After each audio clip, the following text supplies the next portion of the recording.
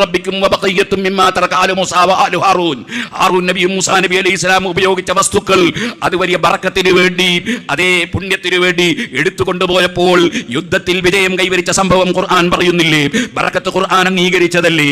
വമൻ യുഅള്ളിം ശആയിറല്ലാഹി ഫഇന്നഹാ മിൻ തഖ്വൽ ഖുലൂബ്. അതേപോലെ ദാലിക വമൻ യുഅള്ളിം ഹുർമാത്തില്ലാഹി ഫഹുവ ഖൈറുൻ ലഹു ഇൻദ റബ്ബിഹി. അല്ലാഹു ബഹുമാനിച്ചതിനെ ബഹുമാനിക്കുക എന്നത് അതാണ് തഖ്വയെന്നും അത് ആവശ്യമാണെന്നും അത് പടച്ചവന്റെ അടുക്കൽ പുണ്യമാണെന്നും ഖുർആനിലില്ലേ? പക്ഷേ അല്ലാഹു ബഹുമാനിച്ചതിനെ ആദരിക്കുമ്പോൾ അതെല്ലാം ശിർക്കിന്റെ പട്ടികയിലേക്ക് തള്ളി മുസ്ലിമീങ്ങളെ ഇസ്ലാമിൽ നിന്ന് പുറത്താക്കാനല്ലേ പലരും ഇവിടെ ശ്രമിച്ചത്?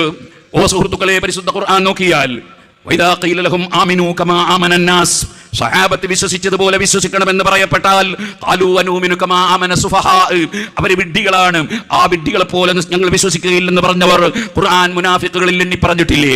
ആ സഹാബത്ത് നബി സല്ലല്ലാഹു അലൈഹി വസല്ലം wudu എടുത്തു കഴിയുമ്പോൾ ശരീരത്തിൽ